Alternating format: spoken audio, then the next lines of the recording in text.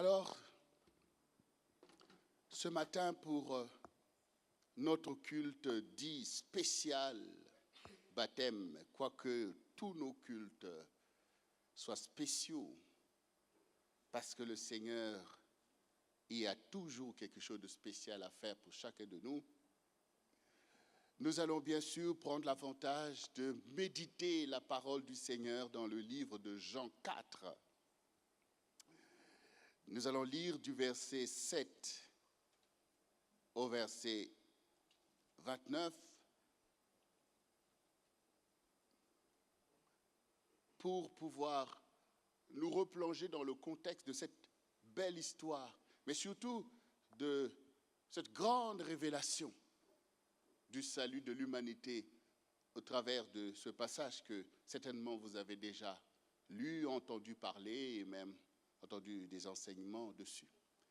Mais le Seigneur est capable de nous enrichir aujourd'hui et d'enrichir particulièrement nos bien-aimés qui se sont levés pour leur vie parce qu'ils ont entendu la voix du bon berger. Et avant que je puisse rentrer, faire cette lecture et rentrer, j'aimerais aussi encourager tous ceux qui, comme eux, entendent la voix du bon berger et résistent encore à lui obéir. Cela est dommageable pour vous. Dieu vous appelle à un salut qui ne vous coûte rien. Et c'est à votre avantage que de suivre votre berger qui vous conduit vers les pâturages qui manquent à vos vies.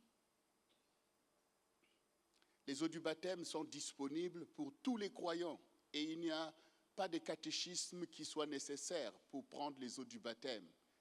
La seule condition à cela, c'est la foi, comme nous allons encore le voir. Alors toi qui reportes toujours ton baptême en pensant que voilà le baptême, je le prendrai le dernier jour de ma vie, avant de rejoindre le Seigneur, je te révèle que le baptême, c'est l'entrée dans la consécration. Ce n'est pas la fin d'une consécration. C'est comme le mariage. Tu as trouvé l'homme de ta vie, la femme de ta vie. Le mariage, c'est l'entrée dans la vie ensemble. Le baptême, c'est l'entrée des disciples. Tu veux être disciple de Jésus, passe par les eaux du baptême et rentre dans ta consécration. Il y a plein de baptêmes qui t'attendent. Le baptême de feu. Alors, arrête de traîner avec les choses basiques. Et Satan travaille à mystifier les choses. Et parfois, malheureusement, aussi les responsables de l'Église peuvent compliquer les choses inutilement sans se rendre compte que ce sont des entorses à l'enseignement du Seigneur. Alors, si toi, tu es là et que tu réalises toi-même qu'il n'y a aucune raison que depuis des siècles, je n'ai pas pris mon baptême.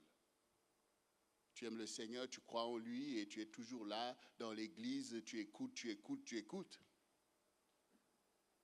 Et que tu dises que non, tout ça c'est des manigances de l'ennemi. Et que tu veux véritablement de tout ton cœur régler cette affaire avec le Seigneur, comme tu as entendu tout à l'heure, il est toujours temps pour toi de rejoindre des responsables qui sont là, qui peuvent te préparer à ce qui va se faire. Quand vous écoutez la parole de Dieu, écoutez pour être sauvé, pour être délivré. La perte de temps est une séduction pour ceux qui croient. Pour ceux qui ne croient pas, au moins on peut continuer à intercéder pour que Dieu les touche. Mais toi,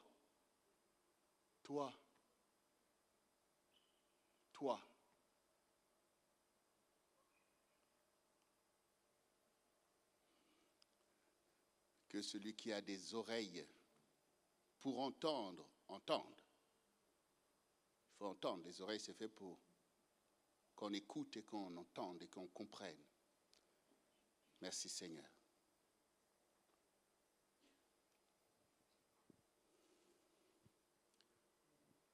Voici donc, nous allons faire cette lecture et sachez qu'à l'écoute de la parole de Dieu, et parce que vous appliquez déjà votre attention en écoutant la parole de Dieu qui est proclamée, vous en recevez déjà la substance. Vous en recevez déjà la bénédiction. Parce que la parole de Dieu est une épée à double tranchant qui sépare entre les jointures, et Dieu a besoin de séparer ta vie de beaucoup de choses que Satan est venu mettre dans ta vie. Et quand tu entends la parole de Dieu, écoute avec foi et laisse déjà cette parole t'édifier, agir maintenant même, que tu prêtes ton oreille pour la recevoir. La parole de Dieu est un marteau qui frappe le rocher le plus dur pour faire jaillir des eaux. Et qu'est-ce qu'il y a de dur si ce n'est pas ton cœur? Mais écoute la parole du Seigneur avec foi. Sache que ce n'est pas le pasteur David Goma qui te parle, mais c'est Dieu qui te parle en utilisant le canal qu'il s'est choisi pour te parler. C'est ta vie qui a besoin de cette parole. Et cette parole est sage. Si toutefois tu abandonnes la folie, tu trouveras des réponses à tous tes problèmes. Jean 4, à partir du verset 7. Voici ce qui est écrit. Une femme de Samarie vint puiser de l'eau. Jésus lui dit, « Donne-moi à boire. » Car ses disciples étaient allés à la ville pour acheter des vivres. La femme samaritaine lui dit, « Comment toi, qui es juif, me demandes à boire à moi qui suis une femme samaritaine? » Les Juifs, en effet, n'ont pas de relation avec les Samaritains. Jésus lui répondit, « Si tu connaissais le don de Dieu, et qui est celui qui te dit, « Donne-moi à boire », tu lui aurais toi-même demandé à boire, et il t'aurait donné de l'eau vive. » Seigneur, lui dit la femme, tu n'as rien pour puiser, et le puits est profond. D'où aurais-tu donc cette eau vive? Es-tu plus grand que notre père Jacob, qui nous a donné ce puits, et qui en a bu lui-même, ainsi que ses fils et ses troupeaux? Jésus lui répondit, « Quiconque boit de cette eau aura encore soif. Mais celui qui boira de l'eau que je lui donnerai n'aura jamais soif, et l'eau que je lui donnerai deviendra en lui une source d'eau qui jaillira jusque dans la vie éternelle. » La femme lui dit, « Seigneur, donne-moi cette eau, afin que je n'ai plus soif et que je ne vienne plus puiser ici. » « Va, lui dit Jésus, appelle ton mari et viens ici. » La femme répondit, « Je n'ai point de mari. » Jésus lui dit, « Tu as eu raison de dire, je n'ai point de mari. Car tu as eu 5 maris, et celui que tu as maintenant n'est pas ton mari. En cela, tu as dit vrai. » « Seigneur, lui dit la femme, je vois que tu es prophète. Nos pères ont adoré sur cette montagne, et vous dites, vous, que le lieu où il faut adorer est à Jérusalem. » Femme, lui dit Jésus, crois-moi, l'heure vient où ce ne serait ni sur cette montagne, ni à Jérusalem que vous adorerez le Père. Vous adorez ce que vous ne connaissez pas. Nous adorons ce que nous connaissons, car le salut vient des Juifs. Mais l'heure vient, et elle est déjà venue, où les vrais adorateurs adoreront le Père en esprit et en vérité, car ce sont là les adorateurs que le Père demande. Dieu est esprit, et il faut que ceux qui l'adorent en esprit et en vérité. La femme lui dit, « Je sais que le Messie doit venir, celui qu'on appelle Christ. Quand il sera venu, il nous annoncera toutes choses. » Jésus lui dit, « Je le suis, moi qui te parle. »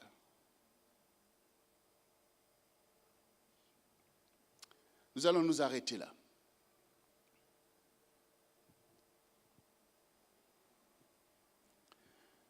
Le Seigneur Jésus-Christ dit à cette femme, comme il peut le dire à toi, « Donne-moi à boire. »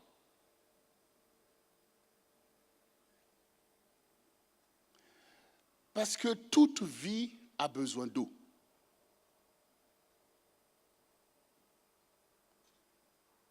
Toute vie a besoin d'eau. Parce que l'eau, c'est la vie. Parce que la vie vient de l'eau.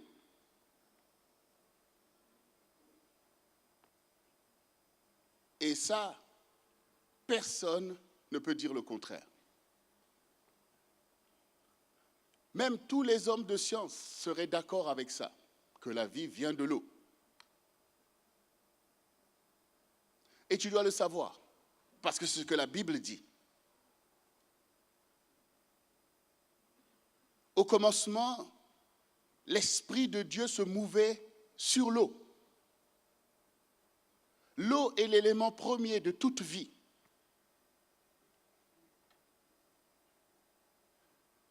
Et toute votre constitution physique est faite à 70% de l'eau. Donc, vous avez besoin d'eau. Tout le monde a besoin d'eau. Et notre corps nous fait savoir que l'eau est l'élément principal de notre vie. Vous réclamez plus, vous sentez plus envie de boire de l'eau que même de manger de la nourriture. C'est pour ça que la soif est un élément important, un signal important de la nécessité de votre vie. Donne-moi à boire. Peut-être que vous ne vous en rendez pas compte, parce que l'eau est abondante. Vous buvez de l'eau même sans vous rendre compte. Donc vous ne réalisez pas l'extrême nécessité de l'eau comme élément essentiel de votre survie et de votre vie. Et le Seigneur te dit, donne-moi à boire. Celui qui demande à boire, c'est celui qui a besoin de vivre.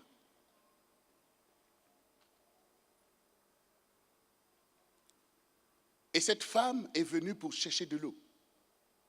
Elle y vient tous les jours. Elle vient chercher là la substance de sa vie, comme chacun de nous.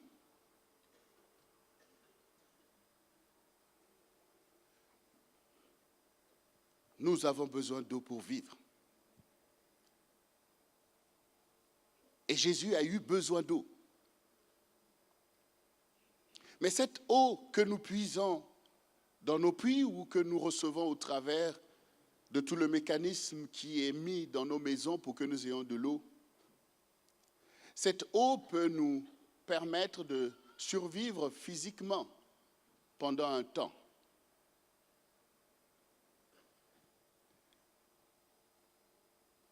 Et cela nous rend comme esclaves du fait tous les jours d'essayer de prendre une substance pour traverser encore une journée de plus. Cela crée un système récurrent pour essayer de maintenir. C'est comme si des gens qu'on maintient en vie par perfusion. Il faut toujours envoyer l'élément au fur et à mesure. Et le Seigneur qui lui demande de l'eau, cette femme dit, mais oui, si tu sais qui est le don de Dieu, qui est le don de Dieu qui te demande à boire, toi, tu lui dirais, donne-moi de l'eau et il te donnera de l'eau vive, l'eau de la vie. Il te donnera l'eau de la vie, l'eau qui garantit la vie, l'eau de la création, l'eau qui te permet de recevoir la vie éternelle que tu as perdue. Le Seigneur, Jésus est donc le Seigneur de l'eau. Il est le Seigneur de l'eau vive, mais aussi de l'eau qui permet d'étancher notre soif physique. C'est Dieu qui fait jaillir les sources d'eau. Quand les enfants d'Israël se sont retrouvés dans le désert, Dieu a fait jaillir de l'eau pour leur substance physique. Il est le Seigneur de l'eau. C'est son esprit qui se mouvait sur les eaux. D'où vient cette eau de la création? Dieu est celui qui fait jaillir les sources d'eau. L'esprit, c'est l'eau. L'eau, c'est l'esprit. Le Seigneur est le Seigneur de l'eau. Et cette femme samaritaine représente chacun de nous. Ça veut dire qu'elle était païenne. Bien qu'elle était en Israël, elle était samaritaine. C'est qui les Samaritains?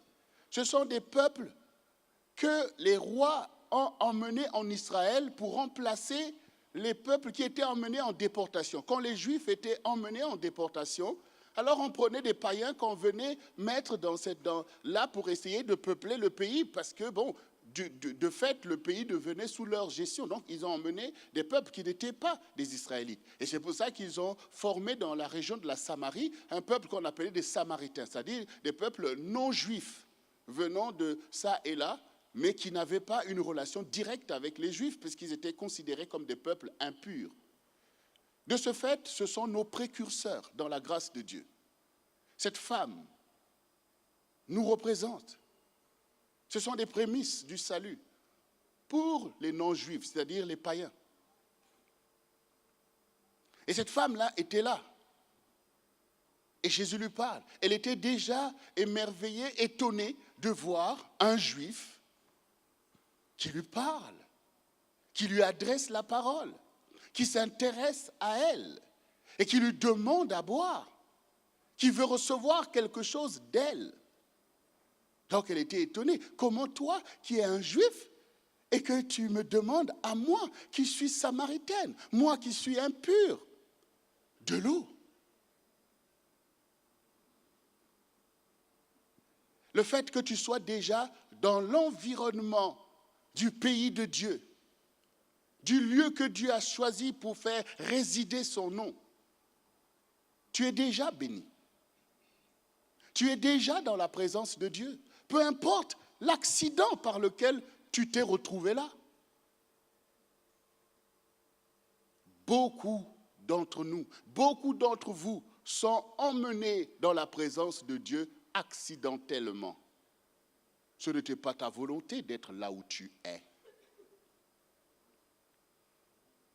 Toi aussi, tu es peut-être arrivé au culte de gospel ou quelque part dans une église par hasard, par quelqu'un qui t'a dit « accompagne-moi ». Tu es venu peut-être pour écouter telle chose et puis tu es là et Dieu te voit. Tu es déjà sur une terre sainte. Et en cela, la grâce de Dieu agit déjà vis-à-vis de toi sans que tu le saches. Tu es déjà dans la cible de Dieu. Tu es déjà l'objet de son amour et de son affection. Et tu es étonné que Dieu vienne vers toi parce que tu es encore dans tes péchés. Tu es étonné que Dieu vienne vers toi parce que tu as entendu, c'est un Dieu saint, il est saint, il demeure dans la sainteté. Et son peuple s'assujettit des lois, des principes pour être avec lui. Mais nous, bon, on vit nos vies comme ça. Bon, on a un peu d'espoir. On a entendu que quand le Messie, leur Messie viendra, alors il apportera le salut pour tout le monde. Mais en attendant, bon, on essaie de survivre un peu, de se maintenir en vie et puis on verra ce qui va se passer. Quand il reviendra, quelque chose de magique va se produire pour pouvoir nous sauver. Mais en attendant, il n'est pas possible de s'échapper des réalités. On est là, on poursuit les mêmes oppressions. les mêmes impuretés, les mêmes abominations que nos ancêtres. On est tous, nul ne peut rien. Mais on garde au fond de nous un petit espoir que Dieu aussi pensera à nous un jour, on ne sait pas quand, mais en attendant, on vit notre vie, on accepte les murs de séparation et toutes ces choses. Chacun fait comme il peut. Mais le Seigneur t'a déjà vu et t'a déjà visité à plusieurs reprises. Même au milieu de tes abominations, de tes péchés, le Seigneur t'a souvent visité. Mais tu ne le sais pas, tu ne le comprends pas. De la même manière que cette femme aussi ne savait pas qui lui parlait, qui s'est intéressé à elle, qui lui a fixé un rendez-vous par hasard. En tout cas pour elle, c'était un rendez-vous par hasard. Mais pour le Seigneur, ce n'était pas un rendez-vous par hasard. Il sait toutes choses. Il a dit à ses disciples, allez acheter des vivres. Allez, vous avez tous besoin de manger quelque chose pour vivre. Allez acheter des vivres et laissez-moi seul. J'ai rendez-vous. J'ai rendez-vous avec les gentils. J'ai rendez-vous avec les païens. J'ai rendez-vous avec les perdus pour leur révéler l'amour du Seigneur. Le projet de Dieu pour le salut de l'humanité. Que les promesses qui ont été faites aux enfants d'Israël l'ont été aussi pour toute l'humanité. J'ai rendez-vous. Car pourquoi Dieu va-t-il former un projet de salut et s'il n'y a personne qui le fait savoir? Alors il parle, comme Dieu aussi souvent te parle, en songe et en vision, comme cela est écrit dans le livre de Job. Dieu parle tantôt d'une manière, tantôt d'une autre, mais nul n'y prend garde. Il parle par des songes, par des visions nocturnes, quand les hommes sont livrés à un profond sommeil. Alors il leur donne des avertissements et il met le sceau à ses instructions. Toi aussi, tu reçois souvent ces songes, ce rêve fort qui t'ébranle, qui te réveille, qui te marque. Dieu te parle. Alors toi, tu ne peux pas te dire que c'est Dieu qui me parle, puisque tu connais ta condition. Je suis pécheur, Dieu ne peut pas me parler. Mais ces choses-là témoignent que tu reçois des messages de celui qui t'a aimé dès avant la fondation du monde, celui devant qui tu ne peux rien mériter, si ce n'est pas par l'amour de lui-même. Tu ne peux pas t'approcher de lui, mais lui, il s'approche de toi parce qu'il te connaît. Il t'a lui-même formé. Personne ne l'a forcé de te former. Même si tu as pris des voies détournées, il sait qui tu es. La parabole de l'enfant prodigue, c'est pour chacun de nous. Malgré ses choix coupables, mais l'amour de son Père ne change pas. Toi aussi, le Seigneur t'a visité comme la femme samaritaine pour te parler et te révéler les choses que tu ne connaissais pas. Mais Dieu te challenge. Donne-moi à boire. Effectivement, il y a dans la Bible beaucoup de paroles qui vous challengent au sujet de Dieu. Peut-être à cause de l'idolâtrie d'où tu sors. Nous pensons que Dieu, c'est comme une idole à qui on attribue des pouvoirs magiques. On va voir pour chercher des choses, une petite chance pour telle ou telle chose. Mais nous ne réalisons pas que Dieu est vivant et que nous sommes faits à son image et à sa ressemblance. Ça veut dire que nous-mêmes, ce qu'on veut, c'est interagir. On a des choses à apporter et des choses à recevoir. C'est ça l'amour. Si Dieu est amour, c'est pour interagir avec chacun de nous. Et dans la Bible, il est dit, bénissez Dieu. Est-ce que tu médites à une telle parole? Bénissez Dieu? Comment cela est possible? Dieu qui est Dieu, le mot Dieu veut dire celui qui n'a besoin de personne même. Oui, il n'a pas besoin de toi parce qu'il existe avant même que tu sois tissé dans le sein de ta mère. Donc son existence ne dépend pas de toi, mais son amour. Son amour interagit avec toi. Si Dieu aime, c'est qu'il reçoit aussi de l'amour. C'est ça. Bénissez Dieu.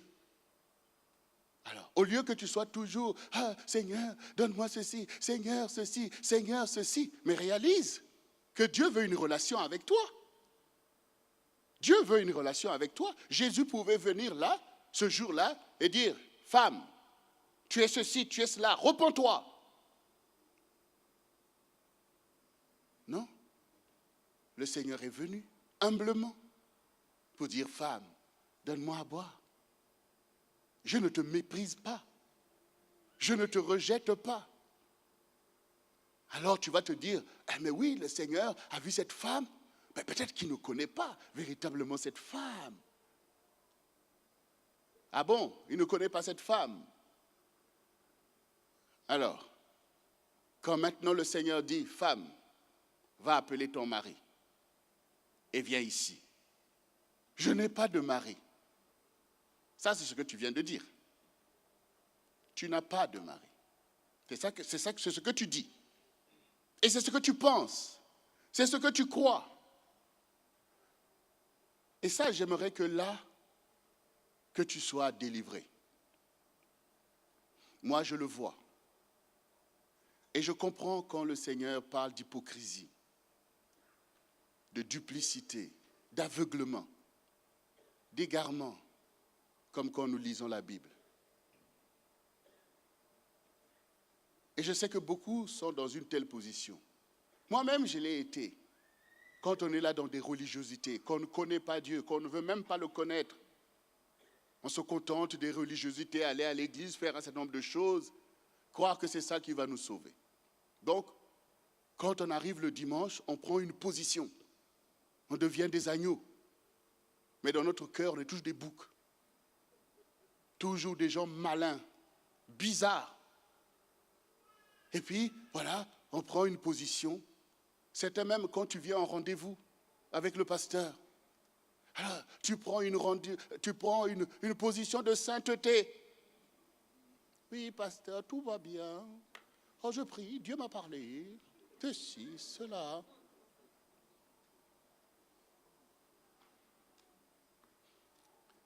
Comme des gens, tu vas voir le médecin, tu arrives là, tu te fortifies devant le médecin. Bon, Seigneur, docteur, je viens pour faire un petit check-up, hein. Tout, voilà, pour voir. Alors, comment ça va? Oh, ça va bien, ça va bien. Et puis après, quand tu as fini le rendez-vous, tu sors, tu fermes la porte. Ça n'a pas de sens. Ça n'a pas de sens. Le médecin n'est pas là pour ta beauté. Comme le pasteur, il n'est pas là pour ta beauté, pour tes apparences. Il est là pour faire un travail évident. Aller là où le bas blesse. Là où il faut travailler pour te sauver. C'est là qu'il faut aller exposer les choses qui posent problème, par lesquelles ton ennemi continue à te piller, comme il va piller ta maison, et toujours les mêmes choses. Non. Eh bien, cette femme aussi, il pense que celui qui est là, c'est un juif quelconque. Non, je n'ai pas de mari, je suis célibataire. Tu n'as pas de mari et celui qui est chez toi à la maison là. Il dit, bon, écoute, peut-être que tu ne sais pas encore. Tu as raison de dire que tu n'as pas de mari parce que tu as eu 5 maris. Hein? Dieu te connaît. Tu as eu 5 maris. Et ce n'est pas tout. Il y en a un 6e. Qui est là, chez toi. Ce n'est pas ton mari. Je vois que tu es prophète. Ah, tu ne le savais pas. Hein? Oui, le Seigneur voit. Regardez. Là où on se dit, le Seigneur vient vers moi parce qu'il trouve que je suis formidable, parce que là, il trouve que je suis quelqu'un de... Voilà, Dieu connaît toutes tes abominations. Mais il vient. C'est pour ça que je vous dis, même pour ceux qui pensent que je n'appartiens pas au Seigneur, j'entends, je veux me baptiser et tout. Dieu te connaissait depuis, il vient vers toi. Il t'a déjà manifesté beaucoup d'amour. Comme là, il manifeste beaucoup de considération à cette femme. Le Seigneur n'a pas peur de tes péchés. Parce qu'il les a déjà vaincus. De la même manière que le médecin n'a pas peur de vos maladies. Parce qu'il a la science avec lui. C'est pour ça qu'il faut aller le voir. Le Seigneur n'a pas peur de tes situations. Mais il a peur que toi, tu te séduises toi-même. Que tu sois dans l'orgueil, dans les apparences. Il faut être simple et humble pour dire, oui Seigneur, j'ai besoin de toi, aide-moi. Donc le Seigneur te connaît. Le Seigneur te connaît. Et avec les bien-aimés, quand nous étions là dans la réunion de préparation, bien sûr, il y a beaucoup de questions. D'autres qui ont peur du baptême. Ah oui, on m'a dit ceci. Ah, tu m'as dit que tu n'es pas prêt. On m'a dit que je ne suis pas prêt. Telle chose, telle chose. Tout ça, c'est que de la confusion. C'est Dieu qui fixe le rendez-vous. C'est lui qui est le maître des temps et des circonstances. Il dit, si tu entends ma voix, n'endurcis pas ton cœur. C'est ça qu'il dit. Et cette femme a écouté. Elle a compris que, Seigneur, donne-moi de cette eau-là. Parce que moi aussi, je suis fatigué de venir faire toujours les mêmes choses. D'essayer d'exister, d'essayer de m'en sortir, d'essayer de faire un peu bien. Je veux de cette eau que tu dis, cette eau prophétique, cette eau spirituelle, cette eau vivante qui change la donne. Je veux de ce salut-là. Je veux moi aussi changer les choses. Je le veux, Seigneur. Je le veux. Cette femme ne savait pas qu'en allant à ce puits, sa vie va changer. Dieu vous voit. Il voit votre trajectoire. Il voit vos souffrances. Et il vous rencontre à un moment donné. Dieu est un Dieu d'opportunité. Il faut être attentif. Il faut être attentif. Souvenez-vous, le figuier qui a été maudit par le Seigneur. Quand le Seigneur est venu pour vous chercher des figues, on dit que ce n'était pas la saison des figues. Ce n'était pas la saison des figues. Mais le Seigneur a dit que jamais un fruit ne sorte de toi. Et le figuier s'est desséché. Il faut être attentif au Seigneur. Il est au-dessus des lois. Il est au-dessus des saisons. Ce qu'il demande, il faut le lui donner. Parce qu'il est le juge. Et ses décrets sont irrévocables. Ce que Dieu te demande, ne dis pas, ne laisse pas Satan te dire, t'es pas prêt, t'es pas prêt. Et quand on n'est pas prêt pour le salut, quand on n'est pas prêt pour la vérité, on est prêt pour quoi? Pour le mensonge, pour l'impureté. Et tout ça, c'est le travail de l'ennemi. Toujours pour te piller. Parce qu'en principe, tu dois être prêt pour la vie. Tu dois être prêt pour le succès de ta vie. Tu dois être prêt pour ta guérison. Tu dois être prêt pour la gloire de Dieu. C'est ce que ta vie désire, espère. C'est Dieu qui est le maître. On n'est pas prêt dans nos pensées. Plus vous vous séduisez, et plus vous vous séduirez encore. Ce qui importe, c'est la grâce qui vous touche à un moment donné. C'est pour ça que Dieu dit, il faut être humble. Il faut déjà renoncer à l'orgueil. C'est le caractère de Satan. Et cet orgueil nous pousse à prendre une posture en toute chose. On veut t'aider, tu dis, oh mais moi je ne suis pas n'importe qui. Et il faut d'abord renoncer à Satan. L'ennemi de ton âme, il y a un ennemi pour ton âme, le séducteur de ton âme. Vous voyez, c'est comme toutes les personnes que vous avez pu rencontrer. Toutes les sœurs qui sont ici pourraient vous raconter des histoires. Alors que toi, tu étais là, tu espérais en l'amour. Tu entends, toi aussi, tu dis, ah, je veux rencontrer l'homme de ma vie. Quand les adolescents sont là, en train de former des rêves de ceci, et puis après, tu vois comment on appelle? Tu vois celui que tu crois être ton héros qui vient avec des belles paroles et tout ça, et puis tu t'es laissé avoir. Mais la fin de l'histoire, c'était quoi? C'est la déception. Voilà. Et malheureusement, beaucoup de jeunes filles vont même jusqu'à aller se suicider en ayant espéré des choses, mais de n'avoir pas discerné d'où ces choses pouvaient venir vraiment. De n'avoir pas eu la maturité qui permet de discerner que là, c'est un traquenard, là, c'est un piège. Ça, c'est la séduction. Quand le Seigneur dit, l'ennemi de ton âme, il ne vient pas forcément te dire, je viens te combattre. Non, il vient te séduire. Non. Tu ne mourras pas. Fais seulement Même si Dieu dit, mais tu ne mourras pas. Tu seras comme Dieu. Sois un peu libre. Suis ta propre voie. Et quand tu regardes ta trajectoire, comme cette femme, que de désillusions. 5 maris. Après, on ne sait pas si les 5 maris, s'ils étaient morts ou si tout simplement ils l'ont quitté. Ça, ce n'est pas expliqué. Hein. J'espère qu'ils ne sont pas tous morts. Mais ta vie, quand tu regardes en arrière, tu dois te dire que non, il faut que quelque chose se passe. Il faut que ça change. J'ai besoin d'un berger. Mon intelligence ne suffit pas à conduire mes propres pas. Les pièges sont nombreux. Et là où on veut espérer sur l'amour du prochain, même espérer sur ton frère, sur ta sœur, tout ça, le danger jaillit.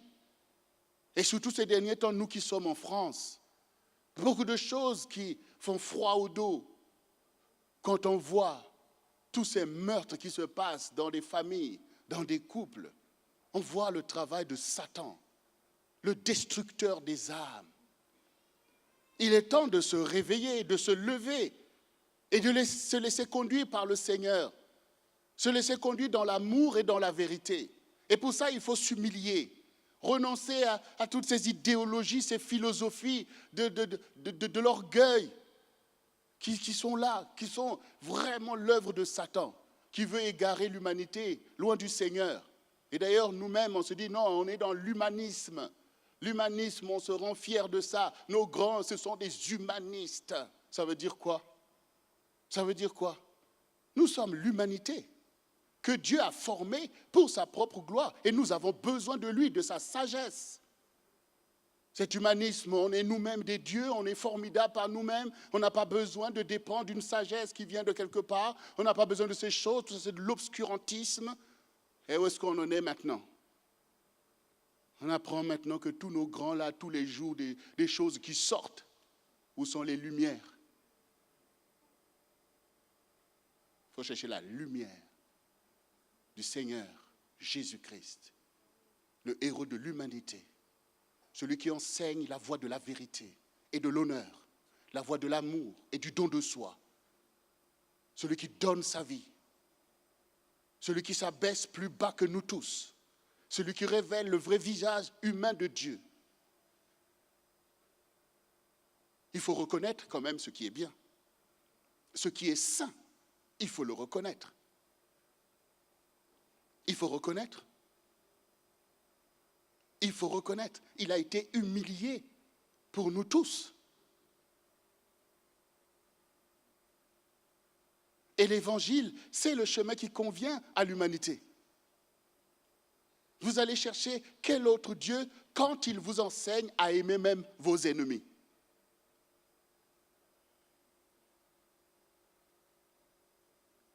L'orgueil, l'aveuglement. Et Satan est là. Et c'est ce que cette femme essaie d'exprimer ici. Elle a vu que celui qui lui parle, ce n'est pas n'importe qui. Il connaît les choses qu'il ne pouvait pas connaître. Il est le don de Dieu, comme il a dit. Et cette femme a dit, oui, nous savons que le Messie viendra. Et que quand il viendra, il nous enseignera toutes choses. Je sais que j'ai eu 5 femmes, que je n'arrive pas, mais le Messie, j'ai eu 5 maris. Ah oui, il y en a plein qui ont 5 femmes aussi. Donc, oui, mais donc j'ai eu tout ça, mais c'est pas facile, Seigneur. Mais quand le Messie viendra, il nous enseignera toutes choses. Il dit, je le suis, moi qui te parle. Hein? Mais oui, tu ne sais pas. La Bible dit, prépare-toi à la rencontre de ton Dieu. Prépare-toi à la rencontre de ton Dieu. Quand vous rencontrez une sœur, par exemple, qui est là dans la solitude, qui aspire au mariage, qui prie pour son mariage, quand maintenant on essaie de rentrer dans la préparation, comment elle se prépare à cela? Ah, bon, ah, oui, ah, bon. Il dit, mais est-ce que tu sais que ce mari-là que tu espères, tu sais que tu peux le rencontrer en un instant, d'un moment à un autre? C'est pas du genre, bon, écoute, là, ton mari, tu vas le rencontrer dans une semaine, prépare-toi, prends une position. Tu vas le rencontrer à n'importe quel moment. Donc, c'est à toi d'être prête. Si tu espères en Dieu, c'est que tu dois le rencontrer. Ton espérance doit être aussi cette foi qui est une ferme assurance des choses qu'on espère, une démonstration de celles qu'on ne voit pas. C'est-à-dire que quand on te voit, on voit déjà l'espérance, on voit déjà une femme qui est déjà en train de rentrer dans son mariage, on voit déjà tous les attributs. Pourquoi? Parce que tu démontres ce qu'on ne voit pas. Tu démontres ce qu'on ne voit pas. Quand on te voit, on doit voir le disciple de Christ. Et toutes les paraboles que le Seigneur a données pour que les paraboles des mines où le maître est parti et a donné à chacun de ses serviteurs des mines, a donné ici 5 mines, 3 mines, une mine, et il dit allez, travaillez, donnez de la nourriture à vos compatriotes, et le maître est parti.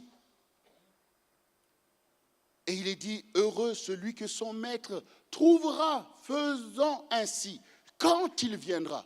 Mais il viendra comme un voleur pour ceux qui ne sont pas préparés. Il viendra comme un voleur pour te surprendre et témoigner de ta méchanceté, de ta négligence. Mais pour celui qui est prudent, qui sait que Dieu sait tout, il voit tout, il m'a donné une mission, il est parti mais il me voit.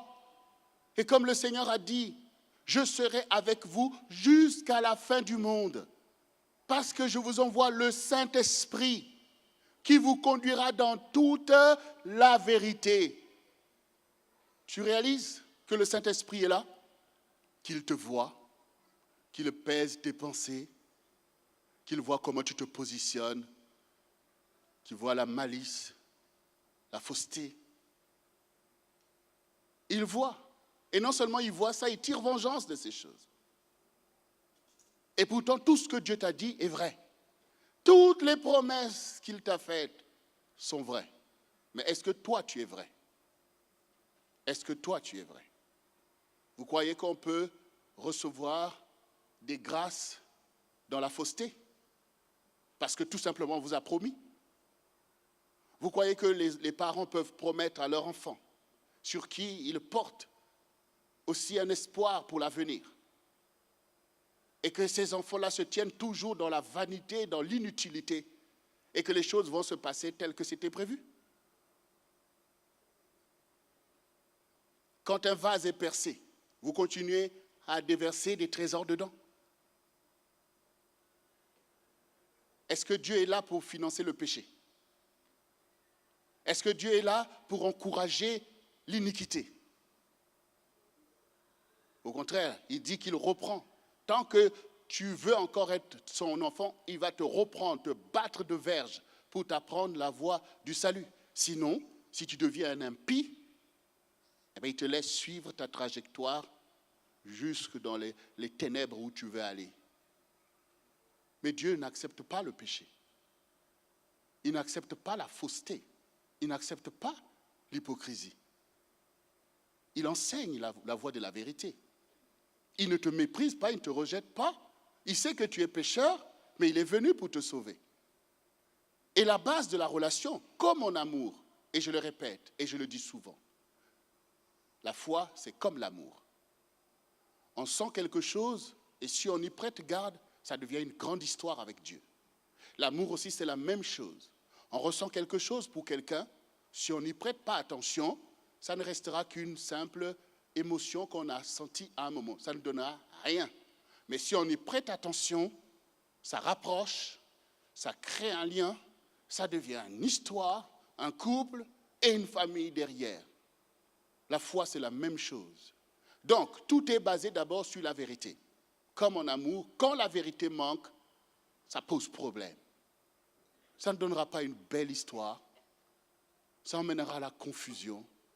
Et Satan s'en réjouit, parce qu'il manque la vérité quand on est en train de parler. Et comme je disais tout à l'heure, tu écoutais quelqu'un qui te disait toutes des belles histoires, après tu réalises que ce n'est pas vrai. Et quand tu réalises, c'est dur, parce que tu as bâti sur quelque chose qui n'est pas vrai. Et après, il faut tomber du 10e étage en bas,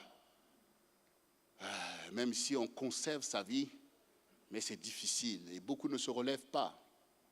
Dans la foi aussi, c'est la même chose. Si vous n'acceptez pas la vérité, comme la base de votre relation avec le Seigneur, si vous vous tenez toujours dans des postures, dans les faussetés, en essayant de croire que vous pouvez impressionner le Seigneur, vous n'avez toujours rien compris, et Dieu le voit. Et il vous laissera toujours dans les déserts, jusqu'à ce que vous confessiez la vérité, pour reconnaître qui est qui, que c'est lui l'époux, et c'est vous qui devez être l'épouse, c'est-à-dire se soumettre à l'époux. Et cette femme, elle a écouté, elle a vu que j'ai affaire à un prophète. Mais le Seigneur est plus qu'un prophète. Et il lui a révélé que je suis le Messie dont tu parles, que tu ne connais pas, mais dont tu as entendu parler. Et ce n'était pas des paroles en l'air. Me voici devant toi. Le Messie d'Israël, devant moi. Oui. Même ceux qui l'attendaient ne l'ont pas reconnu. Ceux qui devaient en profiter n'ont pas pu en profiter. Mais toi le pécheur, mais que Dieu aime et qu'il t'a préparé un grand salut. Le Seigneur dit, car je connais le projet que j'ai formé sur votre vie. Projet de paix et non de malheur, afin de vous donner un avenir et de l'espérance.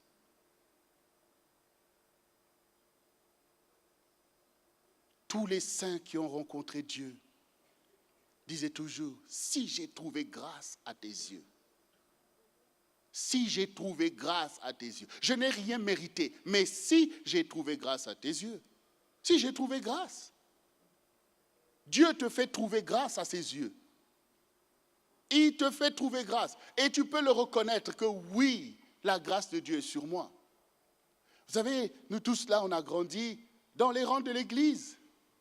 On voyait des choses, ça nous touchait, on sentait l'esprit, mais ce n'est pas pour autant qu'on a compris aussitôt pourquoi on était là, qu'on était là pour chercher l'époux, qu'on était là pour le connaître, qu'on était là pour le rencontrer dans la vérité, pour avancer. Non, on est là, on perd du temps, on est là, un coup, on croit que ces choses vont impressionner Dieu, mais quand maintenant le Seigneur te fixe rendez-vous, là où tu ne peux plus te séduire, c'est là que ça commence maintenant. Dieu te révèle qui tu es et même les dangers que tu encours si tu continues à t'entêter. Mais surtout, il te révèle que j'ai un plan pour toi. Tu seras mon serviteur. Avec toi, je ferai telle ou telle chose. Tout ça pour que tu comprennes que dans cette alliance, tu es gagnant. Dieu vient pour te sauver. Mais surtout, je connais le projet que j'ai formé sur ta vie. Projet de paix et non de malheur. Pour te donner un avenir et de l'espérance. L'heure vient où Dieu se choisit ses vrais adorateurs. Ceux qui adorent en esprit et en vérité. Parce que Dieu est esprit. Ce n'est pas par nos raisonnements, mais c'est par l'amour que notre cœur porte qu'il faut tendre vers Dieu. Parce qu'on en entend sa parole et on voit sa manifestation. N'est-ce pas là le Christ? N'est-ce pas là Dieu? Et cette femme, quand elle a eu cette démonstration de vérité de la part de son Dieu, de la part de son Seigneur, qui a fait tomber tous ses raisonnements, qui lui a dit non, il ne s'agit plus de rêver, de pratiquer les choses que pratiquaient tes ancêtres sans connaître de qui vous parlez. Nous, on sait de qui nous parlons, parce que le salut vient des Juifs. Ils connaissent Dieu. C'est eux qui ont reçu la révélation de Dieu pendant des millénaires, alors que tous les peuples végétaient dans l'ignorance. C'est eux. Et faites attention à la haine des Juifs, c'est une malédiction. On ne se sanctifie que par la vérité. Et Jésus est juif. Peu importe tes petites pensées, tes petites idées, tu ne peux pas changer la vérité. Et Jésus disait à ses disciples, il dit, priez le Seigneur, sanctifie-les par la vérité. Tout le monde jeûne. Mais est-ce que tout le monde est dans la vérité? Regardez le fruit. Donc tout commence par adorer Dieu en esprit. Cela veut dire que tu dois faire l'effort de sortir de la dictature de tes sens qui te font croire que Dieu n'existe pas. Comme dit l'apôtre Paul, les perfections invisibles de Dieu sortent comme à l'œil nu. Comment vous pouvez penser qu'un univers aussi ordonné et organisé soit le fait du hasard? Parfois, il faut aussi challenger tes propres raisonnements pour te rendre compte. Qui tient toutes ces choses? Qui tient toutes ces choses? Pourquoi Dieu parle en prophétie? C'est pour nous démontrer que je peux prophétiser sur des dizaines et des centaines d'années d'avance et ça s'accomplira. C'est pour vous montrer que je domine sur tout. Est-ce que Dieu est pris par des accidents? Est-ce que quelque chose se passe et que ça soit un accident pour Dieu? Quand la terre tremble et que nous sommes étonnés, est-ce que Dieu est paniqué? Il a déjà dit. Quand les malheurs t'arrivent, est-ce que Dieu est désolé? Qu'est-ce qui arrive? Il t'a déjà averti. Il t'a déjà averti. Alors cette femme, elle a réalisé que j'ai affaire à un prophète. Il connaît tout. Du coup, ça réveille. Mais le Messie viendra. Je le suis. Bon. Donc, j'ai rencontré un prophète et j'ai rencontré le Messie. C'est-à-dire le don de Dieu, la promesse de ton salut. Qu'est-ce que tu vas faire maintenant? Maintenant que tu as rencontré et le prophète qui te révèle ta vie passée et ta vie à venir, et que maintenant tu as rencontré le Messie, c'est-à-dire l'agneau de Dieu qui ôte les péchés du monde et qui écarte les transgressions, qui prend tes infirmités, qu'est-ce que tu vas trouver à dire pour faire encore des pirouettes et continuer à commercer avec Satan? Continuer à commercer avec Satan, continuer tes abominations, continuer dans tes péchés. Qu'est-ce que tu vas dire? Parce que tu as tout rencontré en une seule fois. Et le prophète et le Messie, c'est-à-dire Dieu qui visite son peuple. Emmanuel, Dieu parmi nous. Tu l'as rencontré. Est-ce que tu vas t'humilier pour qu'il puisse te décharger et te libérer? Et cette femme qui nous représente s'est humiliée devant le Seigneur, a reconnu sa majesté.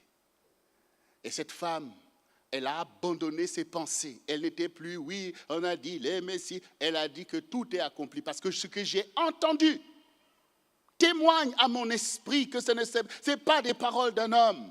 Ce que j'ai entendu et la grâce que je ressens, l'attitude qui est venue vers moi montre qu'on est dans la vérité. Ce n'est pas de la manipulation. Un manipulateur, ça se voit. On voit son intrigue.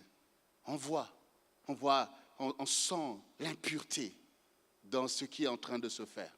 Mais quand la sainteté est là, cette femme a reconnu. Et cette femme a fait quoi? Elle a changé du tout au tout.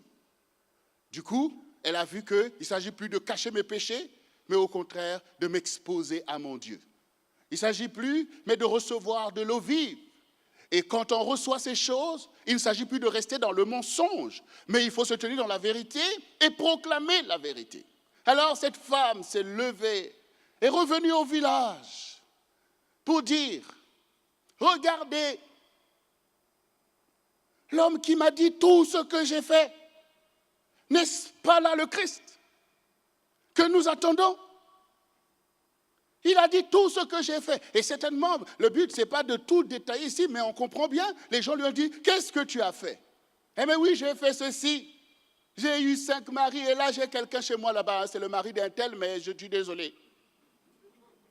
Mais quand le Seigneur te délivre, il faut être délivré. Il ne faut plus avoir honte, il faut au contraire dénoncer le péché. C'est comme ça que l'esprit de vérité vient s'établir en toi. C'est l'amour de la vérité, mais oui.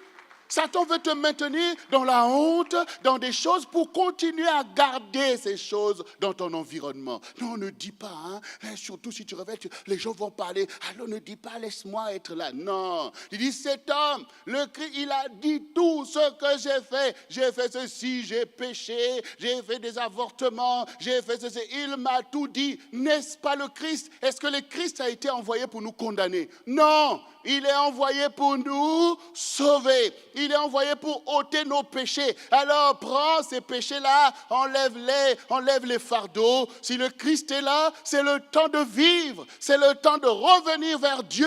C'est le temps de prendre les eaux du baptême. C'est le temps de changer de vie. C'est le temps de briller. C'est le temps de lui appartenir. C'est le temps de se marier. C'est le temps de vivre parce qu'il a vaincu l'ennemi de mon âme. Ils l'ont vaincu par le sang de l'agneau et par la parole de leur témoignage. Le sang est disponible pour toi. Et c'est ce que nos bien-aimés ont compris. Ils ont compris que non, le Seigneur n'a pas le problème pour vous ôter de vos... Il a vu, il sait toutes ces choses. Mais il est là pour ôter toutes ces choses afin de libérer ses bien-aimés. Il est temps d'être déchargé. Et nous avons dit, premièrement, les eaux du baptême sont là déjà pour purifier ta conscience. Parce que celui qui reconnaît ses fautes et les délaisse obtient miséricorde. Celui qui est choisi par l'époux est légitime dans la position d'épouse. L'époux choisit qui il veut. Et par le choix de l'époux, vous êtes honorés. Et dans cette assemblée où certains se sont baptisés depuis des dizaines d'années, comme je leur ai dit, quand vous allez être là pour témoigner votre joie de pouvoir vous engager dans les eaux du baptême, il s'agit de suivre votre champion, votre époux. Sachez que nous qui sommes là, nous ne sommes même pas là pour vous juger, pour quoi que ce soit. Parce que l'époux dit une seule chose, emmenez la belle robe, tuez le veau gras, mettez l'anneau à leurs doigts et faisons la fête. Parce que mon fils que voici était mort et maintenant il est revenu à la vie. Ma fille que voici était morte, elle est revenue à la vie. N'allons-nous pas faire la fête? Et j'espère qu'ici il n'y a pas les fils aînés bizarres qui sont toujours en train de ruminer, murmurer, chercher que les gens soient condamnés. Mais soyons au contraire, comme les serviteurs du Seigneur, faisant confiance à sa volonté, à sa justice, toujours en train de travailler avec le Seigneur et pour le Seigneur, et non pas pour nos pensées, pour nos vanités, mais avec le Seigneur et pour le Seigneur dans une obéissance parfaite, parce que Dieu t'a toi-même aussi délivré de toutes tes abominations et même tes péchés. Si on sort ici, là, le tableau ne suffira pas de ce que tu as fait.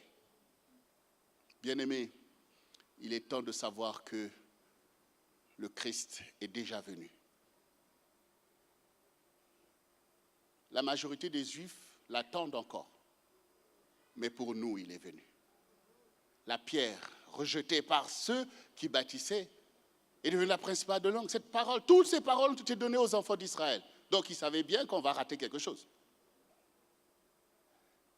Mais quand ils ont raté, c'est pour nous sauver et nous délivrer, nous préparer, nous qui étions loin. Comme le Seigneur dit, j'ai d'autres brebis qui sont d'une autre bergerie. C'est là aussi, il faut que j'aille les chercher afin de les emmener ensemble et qu'il y ait un seul troupeau. Quand Joseph a été injustement emmené en Égypte, Dieu l'a vu, mais Dieu a formé un dessein. Et quand il est devenu le seigneur de l'Égypte, quand il a sauvé l'Égypte de la famine qui menaçait l'Égypte, après il s'est retourné vers la maison de son père pour sauver la maison de son père. En cela, il est précurseur de Christ. Il est envoyé dans le monde injustement, rejeté par ses frères qui lui voulaient la mort. Christ aussi a été rejeté pour venir nous sauver de la menace, de la catastrophe, mais il nous réunira à Israël dans la bénédiction. Alors, bien-aimés, vous qui avez fait maintenant le choix de rentrer dans votre élection que Dieu a préparée pour vous, vous êtes bénis et vous êtes exemplaires les uns les autres. Parce que vous n'avez pas endurci votre cœur à l'appel du Seigneur. Et les eaux du baptême vous sont préparées. Et vous recevez le baptême de Christ qui est ce baptême complet, qui est un baptême d'eau, d'esprit et de feu. Votre aspiration doit être grande pour l'Église du Seigneur. Il s'agit de passer de la queue à la tête, de sortir de l'arrière et se mettre devant. Il s'agit de quitter en bas pour se placer en haut dans la vérité avec le Seigneur. Si vous rentrez dans un mariage fidèle avec le Seigneur, vous serez la lumière du monde et le sel de la terre. Il n'y a pas de limite à ce que Dieu fait avec quelqu'un qui est humble. La Bible dit, celui qui s'élève sera abaissé et celui qui s'abaisse sera élevé. S'abaisser, c'est reconnaître que sans le Seigneur, tu ne peux rien. C'est de savoir que tu as besoin de lui. C'est de t'abandonner à lui et d'arrêter les combats de la chair. D'arrêter de méditer le mal contre ton frère, même quand tu es emmené à souffrir des choses. C'est que dans la vie, il y a des épreuves qui sont les épreuves de la sanctification, qui nous humilient même dans le service de Dieu. Combien on peut être humilié au quotidien malgré ce qu'on fait par des réalités qui sont là, mais qu'il faut accepter. Qu'il faut accepter. Vous imaginez bien que Moïse, quand il est venu pour prendre les enfants d'Israël, pour pouvoir les emmener, pour accomplir une vieille promesse qui leur a été faite depuis 400 ans, combien de fois il a été humilié? Déjà par ce peuple qui ne voulait pas de lui, qui voulait le lapider. Combien il a été humilié de se retrouver devant Pharaon et que Pharaon continue à s'enorgueillir. Et quand maintenant il a persévéré et que maintenant tout ce peuple est sorti de l'Égypte pour avancer, alléluia, la promesse de Dieu s'accomplit.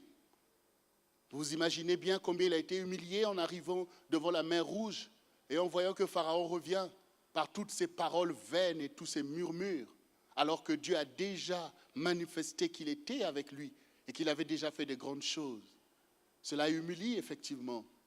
Et quand maintenant Dieu a ouvert la mer Rouge et qu'ils ont encore chanté, mais l'amnésie est toujours là, et qu'après avoir fait 3 jours de marche sans boire de l'eau, qu'on a commencé encore à murmurer. Vous imaginez bien que ça humilie un serviteur de Dieu, qui sait que Dieu est vrai, et qui voit toute la bonté que Dieu manifeste pour sortir des misérables de leurs vieilles conditions et les emmener vers la bénédiction. Mais le cœur de l'homme est dur. Cela est frustrant. Mais il faut persévérer parce que Dieu ne t'a pas donné un autre choix que de servir. Quand on est serviteur, c'est pour servir. Ce n'est pas pour se faire prévaloir, c'est pour servir. C'est d'ailleurs à cause de tout ça qu'il y a besoin de serviteurs.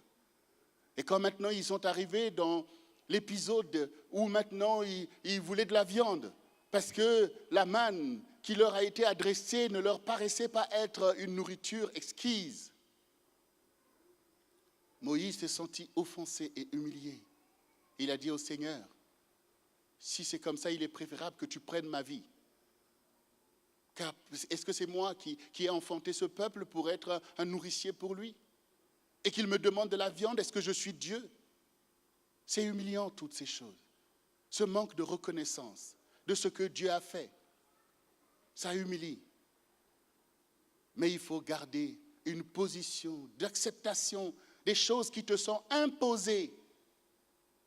Des choses, il y a des souffrances, des épreuves qui ne sont pas le fait de vos bêtises, mais qui sont le choix du destin qui repose sur vous. Il faut accepter ces épreuves parce qu'ils sont là pour le salut, parfois des plus faibles. Parce que sinon, on tourne le dos à tout ça. On essaie de s'échapper tout seul. Mais ce n'est pas comme ça la puissance de Dieu. Le Seigneur dit les plus forts soutiennent les plus faibles. Pourquoi? Parce que le royaume est basé sur l'amour et que l'amour ne soupçonne pas le mal. L'amour ne cherche pas son intérêt. C'est ça les principes du royaume. On accepte. C'est ça l'humilité. Ça veut dire des choses, c'est inconcevable, c'est inacceptable. Quand tu parles comme ça, est-ce que tu crois que tes péchés étaient acceptables pour le Seigneur? Donc, on se calme. On ne suit pas nos pensées, mais on suit la parole qui nous enseigne d'avance des choses que nous allons souffrir. Notre maître a été humilié devant tous. Aujourd'hui, parfois, nous, on est là, on prend la croix, on brandit la croix. Mais il faut d'abord savoir ce que c'est que cette croix à la base. C'est véritablement un instrument de torture et d'humiliation que Jésus a subi. il est dit que pour nous, il a changé la malédiction en bénédiction. Si le Seigneur dit, prends ta croix, ça veut dire humilie-toi. Parce que la volonté de Dieu va s'imposer à toi et tu seras humilié. Mais accepte, comme moi j'ai accepté, pour servir le Seigneur. Un serviteur est là pour servir. Une servante est là pour servir. Bien-aimé, il est temps de rentrer dans la perfection. La perfection, c'est l'amour, c'est le mariage. Ça veut dire que l'époux vient, tu ne sais même pas pourquoi il t'a choisi, mais il t'a choisi. Donc, au lieu de commencer à voir, mais je ne sais pas préparer, mais je suis bizarre, mais je suis ceci, je suis lunatique, je suis ceci, je suis cela. Non, réalise qu'il y a un choix qui s'est posé sur moi. Et là, c'est moi qui ai été choisi pour être à la tête. Eh bien, passe à la tête, dis, excusez-moi, excusez. Parce que des fois, il y a des rangs. Hein. Parfois, tu vois, tu es à la queue là-bas, parfois, on te dit, un tel, venez. Donc, les gens qui sont là, qui attendent depuis longtemps, te regardent là. Excusez. Et puis, tu viens te mettre à la tête. Hein. Il y en a aussi d'autres. Ah non, surtout je n'ose pas. Hein. Ah Seigneur, hein, tu m'appelles à la tête, mais là, non, je ne veux pas déranger les gens. Hein. Dérange-toi toi-même. Et tu verras. Donc, bien-aimés, vous avez accepté l'appel du Seigneur, de votre Sauveur, qui a déjà réglé le problème de vos péchés. Il a déjà écarté la colère de Dieu de vous, mais maintenant, il veut vous décharger. Le Seigneur dit que maintenant, vous serez comme du vent. Vous allez racheter le temps.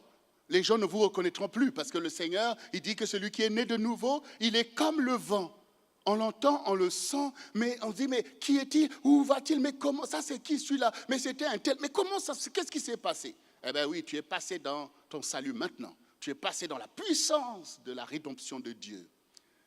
C'est ce qu'on veut voir. Dès tout à l'heure, je ne veux plus vous reconnaître. Je ne veux plus vous voir comme vous êtes venus là, vendredi pour la réunion là. Là, je sens déjà un peu la transfiguration, mais là, il va falloir aller à fond parce qu'il s'agit de recevoir les eaux de la vie. Jésus est le Seigneur des eaux. Il te donne l'eau pour étancher ta soif physique, mais il te donne l'eau de l'esprit qui purifie ton âme et qui libère ton esprit pour Dieu. Il est le Seigneur de l'eau. Il vient avec de l'eau. Alors aujourd'hui, il s'agit de recevoir l'eau. L'eau pour boire, l'eau pour se laver. Le Seigneur a tout ça. Quand on est sale, on se lave. Et après, on est propre. Quand on a soif, on boit. Et après, on a la vie. Mais on boit les eaux vives. Et le Seigneur dit que l'eau que vous allez recevoir va devenir un fleuve en vous qui va jaillir jusqu'à l'extérieur. Ça veut dire que votre témoignage va toucher beaucoup de personnes. Surtout si vous comprenez tout ce que vous avez entendu. Pour faire comme cette femme. Vous devez faire comme cette femme. Venez voir celui qui m'a dit tout ce que j'ai fait. N'est-ce pas le Christ, le Sauveur du monde, celui que vous avez besoin pour vous libérer, pour vous changer. Ça veut dire qu'on ne garde pas la bouche fermée. Pour dire, Seigneur, tu m'as sauvé. On se voit dans l'éternité. Comme un frère qui disait, Seigneur, qu'on aille évangéliser dans le ciel, comme Pierre, c'est ici qu'il faut évangéliser, c'est ici qu'il faut sauver les âmes, c'est ici, là. Et par rapport à ça, bien-aimés, on ne témoigne pas, on n'évangélise pas. Il ne faut pas être des disciples corrompus, qui se repaissent eux-mêmes. Le Seigneur a dit, allez, et faites de toutes les nations des disciples, les baptisant au nom du Père, du Fils et du Saint-Esprit, et enseignez-leur à garder ce que je vous ai prescrit. C'est ça la mission de l'Église. C'est la mission de tout disciple de Jésus. C'est d'aller et de faire des disciples. Et les disciples sont là, surtout maintenant. Les gens ont soif de Dieu comme cette femme.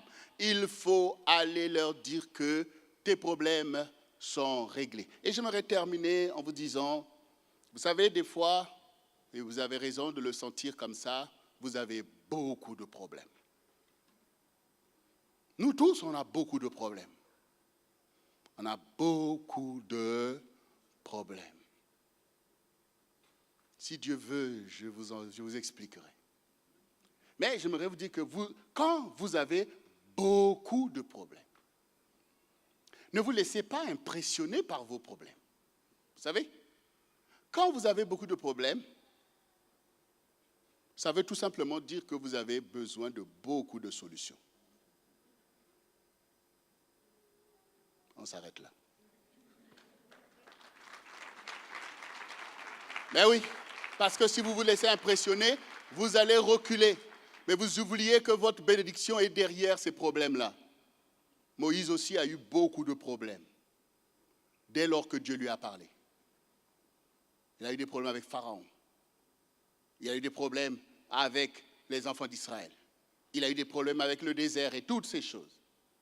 Mais ne fallait-il pas chercher des solutions au milieu de tout ça pour accéder à la terre promise?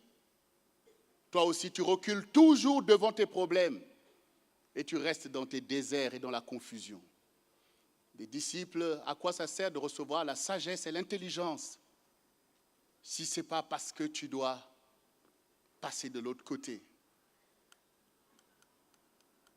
Et c'est pour ça que tout disciple a besoin d'enseignement. C'est pour ça qu'on organise des séminaires, pour que là où il y avait des problèmes, que les solutions viennent. Plus ta destinée est grande, et plus tu as beaucoup de problèmes. Les gens qui n'ont pas de problème,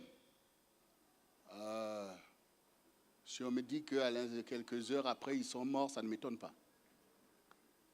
Parce que si vous êtes vivant et que vous aspirez encore à des choses, vous avez des problèmes. Mais Dieu a des solutions. Donc, il est temps d'être mature et de ne pas quitter ton chemin. Quand ils ont avancé la mer Rouge, il fallait trouver la solution. Le désert, il fallait trouver la solution. Et Dieu a des solutions à tout, bien-aimé.